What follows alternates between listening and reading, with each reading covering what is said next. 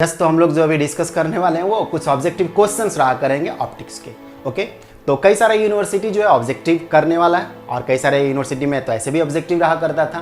Plus में जो competitions वगैरह होते हैं उसमें अधिकतर तो आपको ऑब्जेक्टिव ही क्वेश्चंस रहता है। तो हम ये जो क्वेश्चन सेलेक्ट किए हुए रहेंगे वो यूनिवर्सिटी में तो आपको पूरी तरह से काम में दे देगा और कंपटीशन में जो है बेसिक लेवल वाला जो क्वेश्चन होता है ना उसमें आपको काम आएगा। साथ में ये रिवीजन करने के लिए टॉपिक को जो है काफी इंपॉर्टेंट क्वेश्चंस एक तरह से रहेगा जिससे आप तेजी से थोड़ा हल्का हल्का रिवीजन कर लीजिएगा ऑब्जेक्टिव के माध्यम से। ओके, तो इस तरह का क्वेश्चंस का सेट रहा करेगा। बाकी जो हायर सेट बनाएंगे एक्चुअली तो उसमें थोड़ा सा लेवल ऊपर होना स्टार्ट होगा। ये आपका जो है समझिए तो बेसिक लेवल हुआ, लेकिन यूनिवर्सिटी में इसी तरह के क्वेश्चंस रहते हैं और कॉम्पिटिशन्स का जो बेसिक क्वेश्चंस रहते हैं कई सारे बेसिक क्वेश्चंस पूछता है कॉम्पिटिशन में, तो वो सब में से आपको ये एक तरह से जो आप एक को काम में आ सकता है। ओके, बाकी रिवीजन करने के लिए बोले कि ये काफी इंपॉर्टेंट रहता है। ओके, तो हम लोग जो अभी टॉपिक डिस्कस करने वाले हैं प्राय ऑफ फॉर्मेट्स प्रिंसिपल और कार्डिनल पॉइंट्स, कार्डिनल नंबर्स, इस पे आधारित रहा करेंगे। फिर जैसे से आगे बढ़ेंगे टॉपिक वगैरह जो है वो अलग अलग सेलेक्ट करेंगे ऑप्टिक्स का जो है। ओके, बाकी जो हायर सेट रहेंगे उसमें थोड़ा लेवल भी ऊपर होना स्टार्ट होगा। ओके, तो हम लोग चलते हैं, पहले बीच बीच में बात करेंगे हम लोग जो है अकॉर्डिंग टू फर्स्ट क्वेश्चन जो according to Fermat's principle optical path में भी। तो देखिए शुरुआती दौर में आप 11th-12th में जब रहते थे तो आपके दिमाग में तो फॉर्मेट्स प्रिंसिपल तो नहीं रहता था, लेकिन आपको ये सिखाया जाता है कि जब भी लाइट एक जगह से दूसरी जगह चलता है तो वो शॉर्टेस्ट डिस्टेंस को एक्चुअली फॉलो करा करता है, लेकिन ऐसा जरूरी नहीं रहता। ओके, फॉर्मेट्स प्रिंसिपल जब आप पढ़ते हैं तो इसमें आपको जानकारी मिलता है कि जो ऑप्टिकल पाथ हो सकते हैं वो मैक्सिमम हो सकता है, मिनिमम हो सकता है और स्टेशनरी भी हो सकता है। ओके, तो इसको हम लोग जो है एक्सट्रीमम एक तरह से बोलते हैं। एक्सट्रीमम पाथ का मतलब हो गया कि मैक्सिमम भी हो सकता है, मिनिमम भी हो सकता है या स्टेशनरी भी हो सकता है, कोई एक धारण करेगा एक्चुअली। ठीक है, तो अकॉर्डिंग टू फॉर्मेट्स प्रिंसिपल जो सबसे अच्छा स्टेटमेंट है वो ऑप्टिकल पाथ जो है वो एक्सट्रीमम हो सकता है। It may be minimum, it may be maximum, it may be stationary. Okay, तो इसको एक साथ कलेक्टिवली बोलने का मतलब होता है एक्सट्रीमम। ओके, तो फॉर्मेट्स प्रिंसिपल के हिसाब से ये रहा करता है। ये बात आपको जो है 11th-12th में नहीं समझाया जा सकता था, ये बात आप ग्रेजुएशन में ही सीखते हैं एक्चुअली। ओके, तो आपका जो ऑप्शन हो जाएगा इसका थोड़ा सा कलर चेंज कर ले रहे हैं ताकि आपको मालूम चले कि किस कैसे एक तरह से क्या कलर कर ले। इसको कर ले रहे हैं। ओके, ये दिख रहा होगा, तो एक्सट्रीमम आपको हो जाएगी। ओके, सेकंड क्वेश्चन जो है optical path is defined as product of geometrical path and optical path. Optical path पूछ रहा है कि ऑप्टिकल पाथ क्या होता है, प्रोडक्ट होता है किसका, ज्योमेट्रिकल पाथ और किसका, refractive index of the medium, specific heat. या स्पेसिफिक हिट तो यहाँ पे ऐसे भी नहीं आना चाहिए, तो लॉजिकली गलत हो गया। Optical length none. तो आप जान लीजिए कि जो ऑप्टिकल पाथ रहता है वो geometrical path, okay, and refractive index of the medium, जिस मीडियम में लाइट चल रहा है ना उस मीडियम का रिफ्रैक्टिव इंडेक्स और into geometrical path is equal to optical path होते हैं। तो ऑप्शन क्या हो जाएगा, ये हो जाएगा। देखिए इधर उधर ही छटपटाने लगता है, तो ये आपका हो जाएगा। नेक्स्ट जो क्वेश्चन आपका रहेगा वो cardinal points consist of. Cardinal points जो है किससे कंसिस्ट रहते हैं, तो 6 कार्डिनल पॉइंट्स एक्चुअली रहा करते हैं जिसमें से 2 फोकल लेंथ का हुआ करता है, मतलब 2 फोकल पॉइंट्स आप इसको बोल सकते हैं। एक तरह से लेंथ नहीं बोल करके इसको हम लोग को पॉइंट बोलना चाहिए, एक तरह से जो इसको पॉइंट बोलना चाहिए। ओके, इसको हम लोग पॉइंट बोलते हैं, इसको पॉइंट बोल देते हैं। ठीक है, इसको लेंथ बोलना उचित नहीं रहेगा, इसको पॉइंट बोलते हैं। हालांकि फोकल पॉइंट से रिलेटेड जो है रिलेटेड फोकल लेंथ होते हैं, लेकिन हम लोग अभी पॉइंट के बारे में बात कर रहे हैं ना। 2 focal points, 2 principal point, 2 nodal point. ठीक है, क्या होते हैं कार्डिनल पॉइंट, तो ये 6 वो जो पॉइंट्स है ना, 2 फोकल पॉइंट, 2 प्रिंसिपल पॉइंट और 2 नोडल पॉइंट, ये सभी जो होते हैं कार्डिनल पॉइंट्स हुआ करते हैं। 6 कार्डिनल पॉइंट्स होते हैं। तो इसमें क्या हो जाएगा, लास्ट का ऑप्शन हो जाएगा, ऑल ऑफ देम हो जाएगा। Okay, all of them. In a lens और लेंस सिस्टम, किसी लेंस या लेंस सिस्टम में जो है नंबर ऑफ कार्डिनल पॉइंट्स कितने होंगे, 6। अभी जस्ट बताया गया, 2 फोकल पॉइंट, 2 प्रिंसिपल पॉइंट और 2 nodal point. Okay, 6 cardinal point हुआ करते हैं। ठीक, उसके बाद जो है pair of conjugate point on the axis. अब कुछ लोग के दिमाग में लग रहा होगा थोड़ा बहुत कार्डिनल पॉइंट्स वगैरह एकदम नहीं पढ़ रहेगा तो फिर ऑब्जेक्टिव नहीं बनेगा, थोड़ा बहुत पढ़ा हुआ रहना चाहिए। हाँ, एक काम करेंगे एक्चुअली, ऐसा सोचा हुआ है ये कुछ शॉर्ट में जो है ना नोट्स दे दिया करेंगे। ठीक है, मतलब पॉइंट्स कुछ लिखा हुआ, नोट्स क्या देंगे, मतलब कुछ पॉइंट्स लिख दिया करेंगे, उससे कुछ बेसिक जानकारियां भी जो आपको हो जाएगा। तो ऐसा बाद में करेंगे, अभी फिलहाल नहीं, थोड़ा बहुत आपका पढ़ा हुआ रहना चाहिए, तभी ना ऑब्जेक्टिव बनेंगे, सीधे ऑब्जेक्टिव में चले जाइएगा। तो इसके बाद जो है आपका जो क्वेश्चन है pair of conjugate points on the axis having unit positive angular magnification. Unit positive angular magnification बोल रहा है, इस लाइन को आप ध्यान दीजिए। Unit positive angular magnification. तो वैसे कंजुगेट पॉइंट जो होते हैं, कंजुगेट बोलने का तो दोनों एग्जिस्ट करेगा, ओके। तो वैसे जो पेयर ऑफ कंजुगेट पॉइंट होते हैं उसको क्या बोलते हैं, तो वैसे पॉइंट को हम लोग नोडल पॉइंट बोला करते हैं। आप ऐसा ध्यान रखिए, नोडल पॉइंट वो पेयर ऑफ कंजुगेट पॉइंट्स होते हैं एक्सिस पे, ठीक है, जो unit positive angular magnification produce करके देता है, ओके।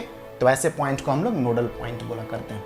नेक्स्ट जो क्वेश्चन है आपका, points on the principal axis for which the lens has a positive magnification of unity, ठीक है। पॉजिटिव मैग्निफिकेशन, वहां पे एंगुलर मैग्निफिकेशन था, ध्यान देना है, और यहाँ पे बस ऐसे ही बोला हुआ positive magnification of unity are called. तो ऐसे पॉइंट को हम लोग जो है क्या बोला करते हैं, प्रिंसिपल पॉइंट बोलते हैं। इस ऐसे पॉइंट को हम लोग प्रिंसिपल पॉइंट बोलते हैं। बाकी फोकल पॉइंट तो आप लोग को मालूम नहीं होगा, ठीक है। फोकल पॉइंट तो बहुत पहले से अवगत रहता है, जब ऑप्टिक्स पढ़ते रहते हैं तो फोकस वगैरह जो पॉइंट होता है और उससे रिलेटेड जो लेंथ रहता है उसको हम लोग फोकल लेंथ बोलते हैं, ओके। नेक्स्ट क्वेश्चन आपका जो है, if f1 and f2 are first and second focal length, f1 और f2 जो है फर्स्ट और सेकंड फोकल लेंथ है, कोई लेंस रहता तो रहता है ना एक तरफ फोकस, ठीक है, तो उसका जो डिस्टेंस हुआ तो फोकल लेंथ हम लोग उसको बोलते हैं। दूसरा वाला जो फोकस है तो वो वाला focal length, okay.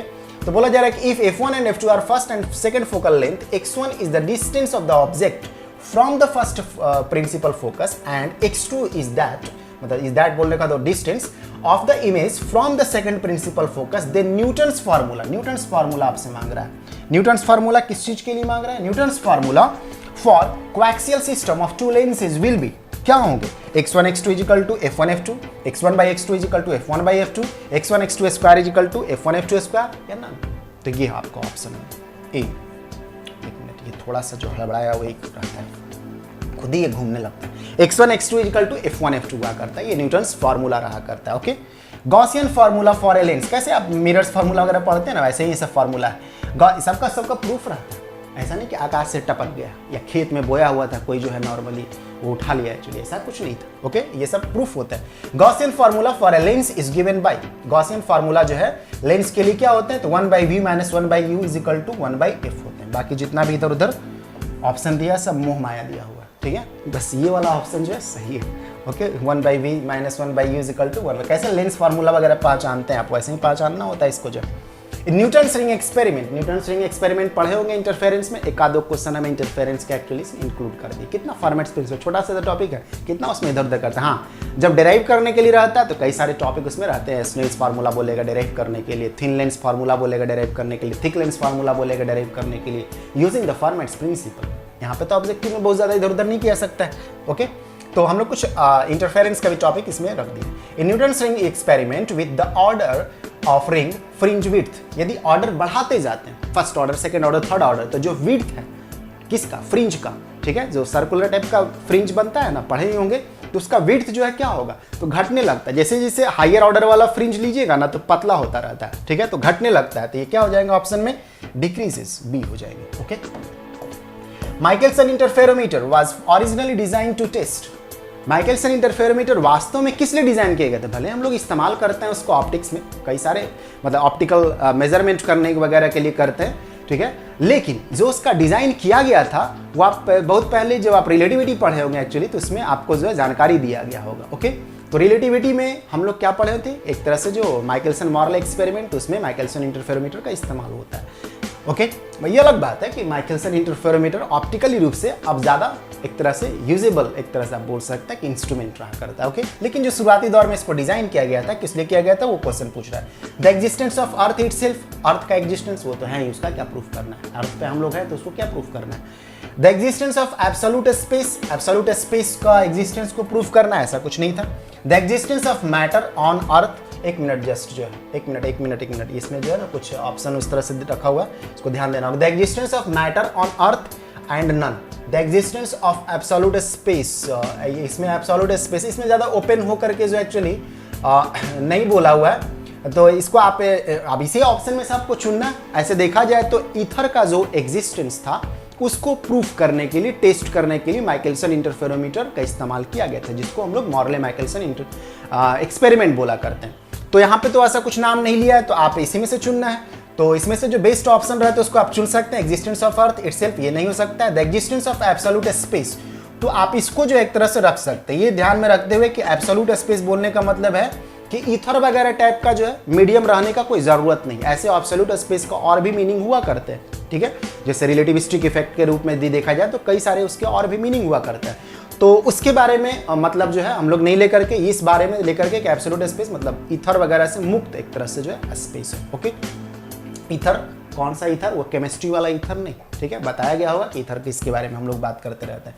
The existence of absolute space यही रहेगा। The existence of matter on earth, matter तो अर्थ पे रहता है, इसका क्या प्रूफ करना है, नन। तो इससे बेटर ऑप्शन को चुनना है, तो बेटर ऑप्शन में आप इसको चुन सकते हैं, जिसमें एब्सोल्यूट स्पेस का मतलब वो कुछ उस तरह का स्पेस नहीं लेना है जैसा कि नॉर्मली हम लोग जो है जनरल थ्योरी ऑफ रिलेटिविटी वगैरह में कंसिडर करने लगते हैं। ओके, यहाँ पे जो कहने का होता है ईथर फ्री स्पेस एक तरह से बोला जा सकता है। ओके, तो इसी ऑप्शन को चुनाव करना जो है सही है। यदि ईथर का कहीं ऑप्शन दिया रहता है कि ईथर का टेस्ट करने के लिए, जिसमें से एक तरह से वो नेगेटिव आया था, तो फिर हम लोग उसको चुनाव कर लेते। तो ऑब्जेक्टिव बोले ना कि जो बेस्ट ऑप्शन रहता है उसको चुनाव करते हैं। ओके, तो यही 10 क्वेश्चंस थे ऑप्टिक्स के जो है जो कि एक तरह से बोल सकते हैं ये बेसिक लेवल के क्वेश्चंस रखा हुआ था।